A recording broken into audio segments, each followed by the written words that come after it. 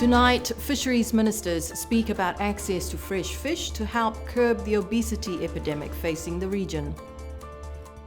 Expect cost of frozen goods and imported goods to rise again with the increase in shipping costs.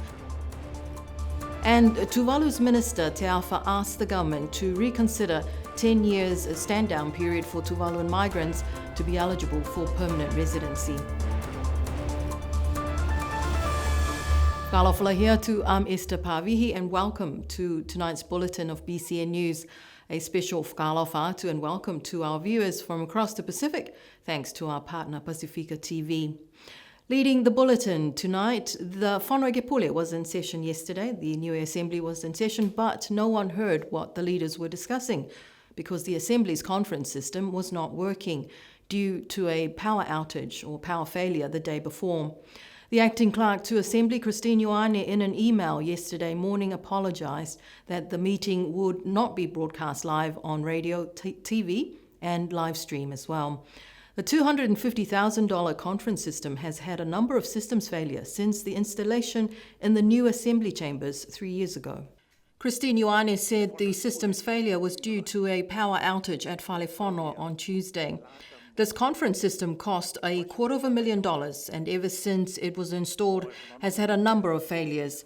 The order paper for yesterday's Assembly sitting included the Public Accounts Committee's report on the state-owned enterprises' financial and audit reports. Questions from members included a question from the member from Alofi North, Tutuli Haka, asking the Minister of Police about what is done to address noise pollution from the vehicles using the public roads with no mufflers and sound systems on full blast, which are harmful to the well-being of the community. Earlier this week, the Niue Met services issued a tsunami watch alert at 10 minutes to 4 p.m. on Tuesday afternoon after an 8.8 magnitude earthquake was recorded off the coast of Russia. The alert notice informed the public to watch out for tsunami waves reaching 0.3 to 1 meter above the tide level to reach Niue at around 20 minutes to 11 that night. While the tsunami waves did affect countries like Japan and Hawaii, there were no reports of wave inundation on the coastline around the island. The tsunami alert was cancelled on Wednesday morning. And in other news, fisheries ministers believe that access to fresh fish and seafood is necessary to help improve the health and well-being of Pacific Islanders. The rising number of non-communicable diseases and obesity is affecting many Pacific Islands and stretching capacity of health departments across the region. Access to fresh fish and seafood has become a challenge for many people on the island, especially the elderly. We spoke to a few of the ministers who were on the island last week about access to fresh fish and health concerns. According to the World Health Organization, in 2022, 1 in 8 people in the world is living with obesity, including 160 million children between the ages of 5 to 19 living with obesity. One of the biggest contributors to the obesity and NCD epidemic in the Pacific is the convenience and readily available processed foods high in sugar and unhealthy fats that dominate the food supermarkets. The chair of this meeting was Minister Mona Ainu from Niue, and she got us to understand and embrace her kaupapa, which was ocean education. And I really feel that we're at a turning point as social media and a variety of other kind of interventions change our lifestyles. We must teach the next generation. And those of us who are grandparents and parents, we need to reinforce the connection between environment, connection between ocean, connection between where food comes from, how we prepare food. And at a time where people never seem to have enough time, unless we, I think, in the Pacific, recalibrate that, we're always going to be running around finding excuses as to why we're eating the wrong sort of kai. While in Niue last week, fisheries ministers echo the call for better access to fresh fish and seafood from the Pacific Ocean. I think is to allow people to eat more fish, fresh one, instead of relying to other food that brings obesity and NCDs, but let them to eat fish fresh every day. I think that will be the best idea. I think that's That's an issue that needs to be addressed. But let me just say clearly, having access to fish and having a fish market is two different issues that need to be addressed. Because it's no point having a fish market when you don't have fish, access to fish. So I think there is a need to address the access to fish. And I think even for us in the Cook Islands, we don't have a proper fish market. But we do have our fishermen going out and fishing and then selling their fish on the roadside. I think that's why the impact of climate change is important, an issue for us, because we are noticing the drop in the quantity, in the number of catches. Several Pacific Islands are at the top of the rankings of obesity in the world. And staying with fisheries, a landmark decision for Pacific fisheries was reached last week during the ministers' meeting with the long-standing issue of South Pacific albacore tuna allocation within the exclusive economic zone of the Forum fisheries. After almost 20 years, an agreement was finally agreed upon by the ministers and officials here in Niue last week. Fisheries ministers are pleased that after many years of protracted negotiations, finally an agreement was made. Yeah, well, we're very proud of our tāmuri, our snapper, but when I come to the Pacific, I'm looking forward to eating ikamata, raw tuna. Whether or not it's something we can take up with our Minister of Foreign Affairs, see what practical things we can do to boost the capacity of the locals to secure more of this elusive fish from the ocean.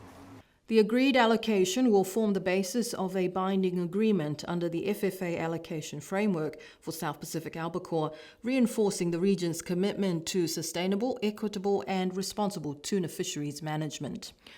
Tuvalu's Minister Honourable Sanga Talu Teafa, who was on the island last week for the fisheries ministerial meetings, spoke to BCN News.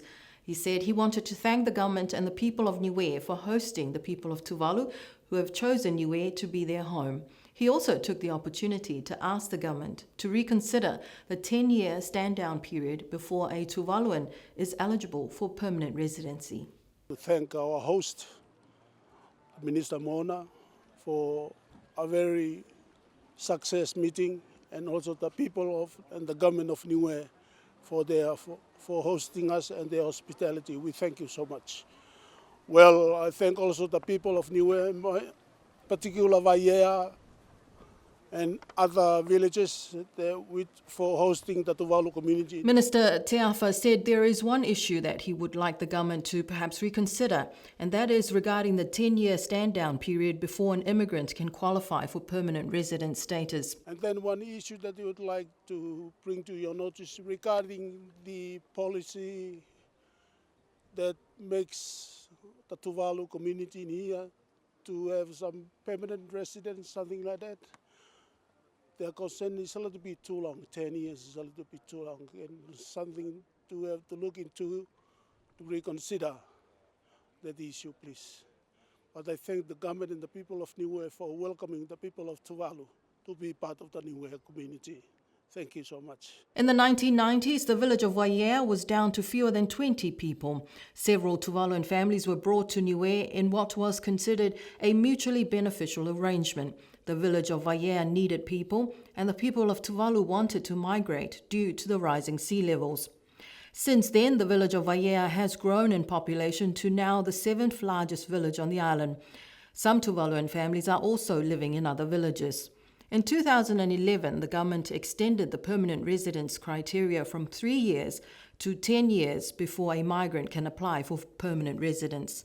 This means that migrants are paying taxes for that time but are not entitled to certain social benefits, such as the child allowance for their children and the support for newborn infants. If you think the cost of goods in the stores are expensive now, well, you can expect those costs to increase further in the new month as shipping company Matson's has increased the cost of shipping.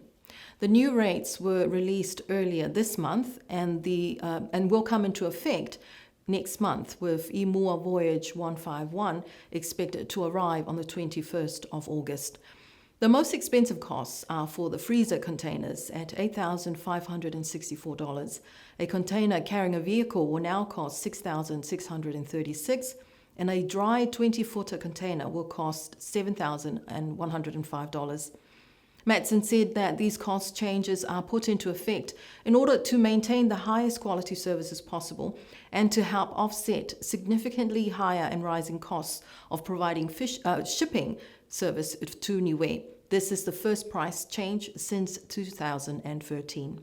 A store owner was quite surprised last week when a customer asked to buy an electric heater.